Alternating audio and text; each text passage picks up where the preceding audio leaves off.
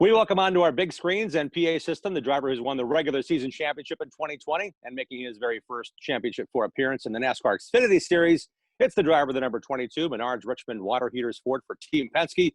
From Mooresville, North Carolina, Austin Cindric is here. Austin, welcome back to Phoenix. Yeah, happy to be here. Big weekend. What are some of your early memories coming here to Phoenix Raceway with your dad or your family? So for me, this is a racetrack that I've made more starts in a NASCAR than anywhere else. So I know my bearings quite well, and it's somewhere that I've grown fond of, and was excited to have a championship weekend, and obviously excited to be in the Championship 4. So there's a lot of things for us to be excited about, and a lot of great things to come for the race. Hey, every year is different. Every circumstance is different. You've already been in a Championship 4 race and in a truck series. What similarities from that experience a few years ago can help you in today's race? I think just realizing it's never over till it's over. In our race back in Homestead in the truck series, had an incredibly good long short run truck, and I felt like with every restart I get to the lead of the foursome, and I just knew that if we had a restart, I was going to be able to have a shot at a championship, which didn't seem like anything possible. Now we didn't get that restart, but mentality wise, you're hoping for that. So whether if we have a long run car, a short run car, have track position or don't, there's going to be someone out of the four of us hoping that there's a caution, or someone out of the four of us that it goes green. So everyone's priorities are going to be in different places. And I think for me, it's keeping an open mind on the big picture and knowing that each stage break doesn't really matter. You're not worried about points. The stage breaks are really just times for me to drink water and go push on again for another green flag run.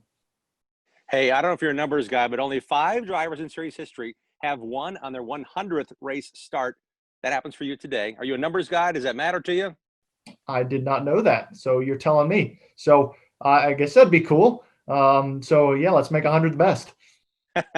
Hey, you drive one of the 2 full-time Ford Mustangs in the entire field of the Xfinity Series. The other one's also in the Championship 4 with your friend Chase Briscoe. You guys developed a friendship and you were teammates at one time.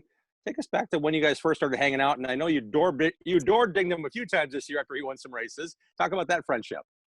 Yeah, without a doubt. Obviously, from the Ford Performance side, having only 2 Fords in the field and giving Ford a 50% chance at winning the championship this year is a really great opportunity for us. You know, they've been big supporters of mine, big supporters of Chase's. So to show the fruits of that investment this year has been a lot of fun. As far as my relationship with Chase, yeah, it goes all the way back to racing ARCA when we were teammates at Cunningham to being teammates at BKR. And I feel like my learning curve and his learning curve in NASCAR, although we came with very little experience in these types of cars, you know, the things that I've learned and the things he's had to learn are 2 separate paths. So for us, it's been fun to bounce information off of each other, and also, you know, like you said, bounce doors off each other every once in a while. I feel like he and I can race each other extremely hard and extremely fair, and it's fun that we get to both have a shot at a championship, and both hopefully race each other for championships later on in our careers. Mentally, what's the difference now that you know your path is paved? It's been announced that you're racing in the Cup Series in 2022. Briscoe gets his crack next year in the Cup Series of the Stewart-Haas Ford. How does that help you approach today? Are you as worried? Are you more relaxed? Are you thinking, hey, I need to do this to prove that I am ready for a Cup ride? I think for me, it's easy to say that it doesn't change anything, but I also feel confident that it doesn't. I feel like the hard part's over in this season. The hard part was making it to the Championship 4. The race is the fun part. I mean, you work an entire year to get to this point. You might as well enjoy it. So I feel like mentally throughout the week preparing for this race, I've probably been in a better place than I have all season. And I'm excited about that. I'm excited to have a clear mind and have a clear goal and be able to go put 200 of my best laps together and try and win a championship. We wish you well on doing just that, Austin. Good luck today in the race. And man, it'd be awesome if you won that championship, because at age 22, you might be one of the youngest ever champions in the series. So we certainly wishing you well on many fronts. Awesome. I appreciate it. Thank you. At 21 years of age, Justin Haley is the youngest of our Championship 4 in the NASCAR Xfinity Series. It's his first chance to get in the Championship 4 and race for it in the number 11 Leaf Filters Gutter Protection Chevy for Colleague Racing. Welcome to Phoenix, Justin. Thanks. Awesome to be here. It's a great opportunity to be in the Final Four in this Leaf Filter Gutter Protection number 11 Colleague Racing Chevrolet. You know, it's kind of crazy to think at your age, you probably have the second most stock car experience than any of the other championship contenders short of Justin Allgaier. You started racing out here when you were 15. What are some of the memories you've had over the years already here at Phoenix Raceway?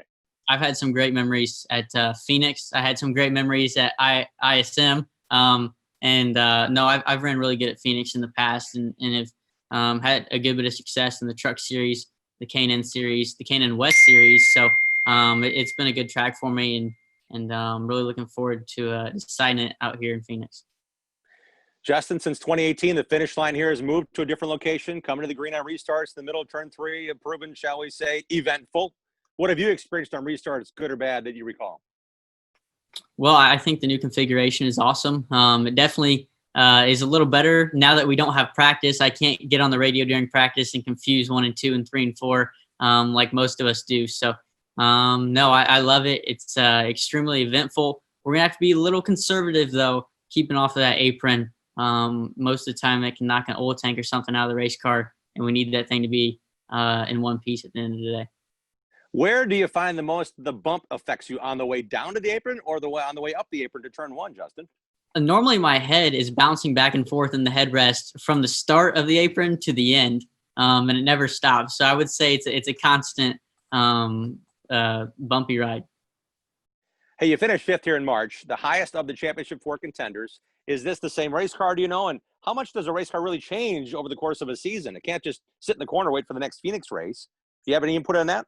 This is the same race car that we raced there. We've tweaked on it a little bit. We ran second with it at Richmond, and it's been a really good short track car for us. So had a lot of hands touch it, had a lot of people refine it, and have really looked deeply into this race car and have spent a lot of time onto it. So I'm looking forward to it, feeling confident, been reassured by team president Chris Rice and my crew chief Alex Yantz that we're in a pretty good position today.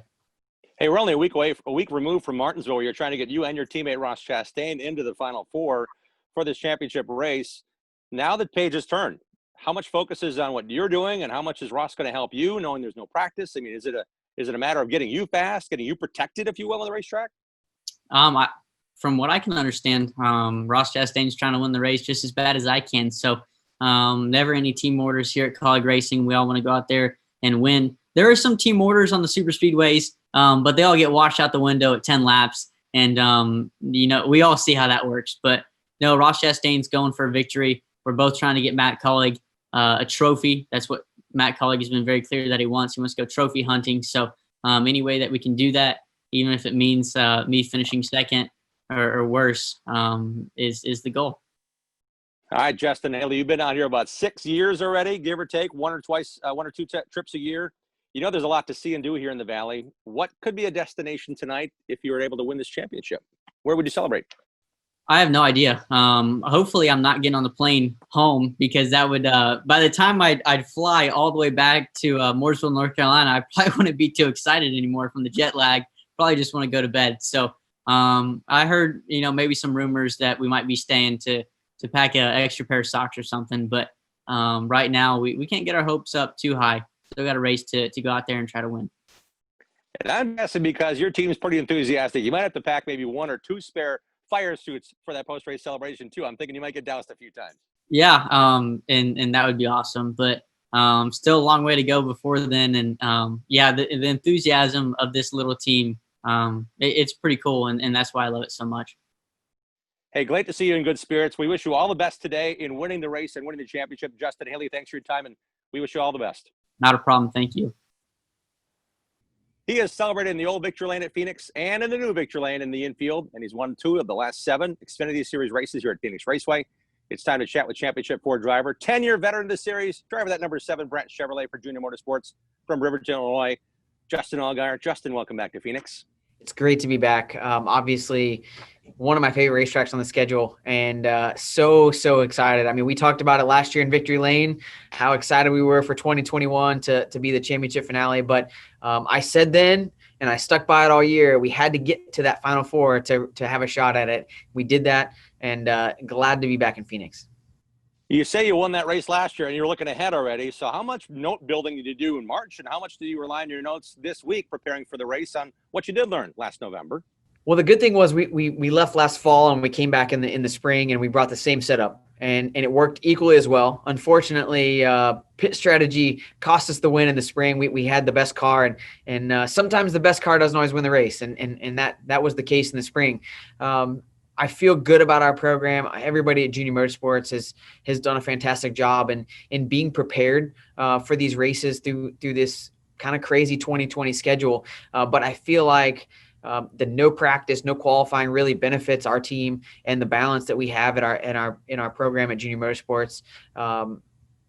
Hey, I'm as excited as anyone to get the race started and get going, but there's a lot of unknowns with this year because it is a final round, right? In years past, it's either been a cutoff or in the playoffs, but it's never been that championship four, and so I'm excited for that. I think it's going to be a great exciting race, and obviously it's going to be even more exciting if I'm standing on the victory lane holding that trophy. But just excited to get the race going and get through this. Justin, I want to dig a little deeper on this strategy that is presented to you. You have limited tires. Last year, you did a gas-only stop after bypassing a pit cycle. I mean, all those things play into it. How many different scenarios do you guys actually have on a tablet or in your brain, or maybe a work through saying, okay, if we take tires early, this is going to happen because we're out of tires late? All that stuff. How do you process all that, knowing what's on the line? Well, I think you have to rest on what and for us, we've obviously being around this sport for a number of years and being a veteran, I would say that our notebook is maybe a little thicker than some of the other competitors that we're up against. So that's a good thing in that regard. The unfortunate part is we've kind of seen a lot of things go the wrong way, not the way that we wanted to see them go. So, we need to do a good job of managing the race well. Execution is going to be key. And I think, you have to add in the strategy will be different in 2020 than it's ever been because you're not racing for stage points. You're not racing for regular season points. We're going for a championship and all we're focusing on is the other three competitors. But amongst us is the 30 some other drivers that are still battling for wins and battling for the regular season points, where their position is going to be at for the end of 2020. So there's a lot going on. There's a lot of craziness to ensue. And I think as competitors and as teams, we're all prepared for that, but we're excited about the opportunity. And we are pleased to have you just for a few minutes. I know it's a busy day. You've got to go race for the win here today. We thank you for your time, Justin Agar, and we wish you all the best in the race today. I appreciate it. I do want to say to our fans, thanks for being supportive. Thanks for being a part of our 2020 season. I know that it's been crazy, not even just on the racetrack and in the schedule that we've had to go through, but what everybody's going through in daily life. And we're so glad to be able to be back on the track and give our fans some entertainment and get them back to normal. But we do appreciate the support and the love that everybody's given us. And we can't wait to celebrate with our fans in the future. And hopefully when we come back in the spring, things will be cleared up a little bit more and we'll be able to celebrate a little bit more with our fans. Well, race fans, if you're here to see Justin Allgaier win this race and the championship today, make some noise. Race fans, one of our Championship 4 contenders joins us. He surpassed his own mark of 8 wins this year to win 9, to be in this position to run for the championship here for Stewart-Haas Racing. Next year, he already knows he's going for the cup title because he just got announced as his hero, Tony Stewart's number 14 driver for 2021. So I don't know if that's confidence or if that's ability or if that's, hey, this kid deserves a chance to win for this championship. Let's welcome in the driver, the number 98, High Point Ford for Stewart-Haas Racing in this championship for Chase Briscoe. Chase, thanks for spending a few minutes here on this busy race day. Yeah, no problem. Thanks for having me. Looking forward to it.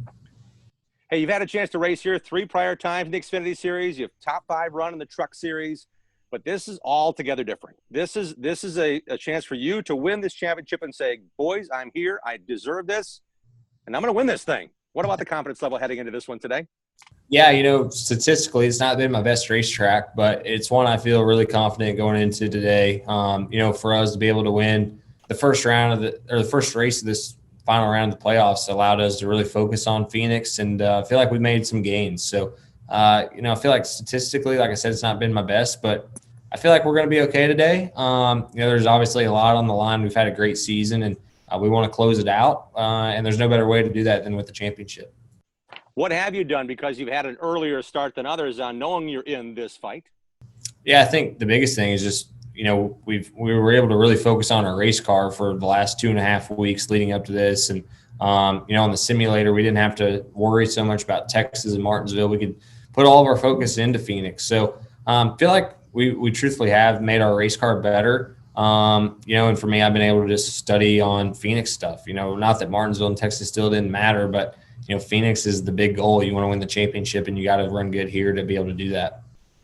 Hey, what's fun and what's really challenging about getting around Phoenix Raceway? It's just the restarts, for one, are crazy. Obviously, with the dog leg and how open it is, you can get 5-6 wide. The PJ1 adds a new characteristic to the racetrack. Seems like earlier this year we were able to run a lot higher than we typically can. It's just a hard place to really get the balance on. It's a place that I'm glad we're not practicing for once, because I feel like I always tune myself out of what I need. So hopefully today we hit it right from the get-go. It'll make our job a little bit easier, but it's just a hard place. It's a hard place to really gain ground on guys. It's a hard place to pull away from guys. Seems like you're always racing somebody and getting into lap traffic, and it's just an exciting place. I'm glad that we're at a short track for the final race. It's going to be some crazy racing, I think, and hopefully we can be ahead of it all. Chase, you can't predict everything, but I know at some point in time you might have to take just 2 tires, whether it be for track position or just to get the car changed. But when you have those old tires on one side and new tires on the other, especially here at Phoenix, what's that like on a restart in the green flag laps that follow? Well, to be honest with you, I don't really know. I've never had to do that here. So hopefully it drives good. You never know. Sometimes it's really tight. Other times it's really loose. But track position is certainly a key here. So I think you're definitely going to see guys do some different strategy, whether that's 2 tires or even no tires. It's kind of a race within a race between the 4 guys. And, there's also 30-something other guys out there trying to win the race as well. So, there's going to be a lot of different strategies going on. And you just never know where the cautions are going to fall. And that's what makes it so exciting. Chase, I mentioned Tony Stewart earlier. I believe he's won in every kind of car known to man that has been around this place. Yeah. He has literally won everything here. What kind of advice and encouragement has Tony provided you? And have you spoken to any other drivers that have gone through the high stakes, high drama of a championship race like this? Yeah, I've talked to Tony and Kevin both. Obviously, both those guys just know how to get around this place and just trying to figure out what they always look for in their race car. Like I was saying, I always feel like I kind of tune myself out and just knowing what you need here for the long run versus the short run. Don't want to give away any of their secrets. Obviously, I want to keep them to myself. But I think I got a pretty good understanding of what I need, just how to really time your passes here. That was one of the main things, is you can really waste a lot of time here on guys if you don't get the pass done the right way and in the right spot. So just trying to understand all those things and applying it today, and hopefully it'll all work out. Race fans, in what could be his final race in the Xfinity Series, racing for a championship. Let's hear some noise for Chase Briscoe if you want him to win today.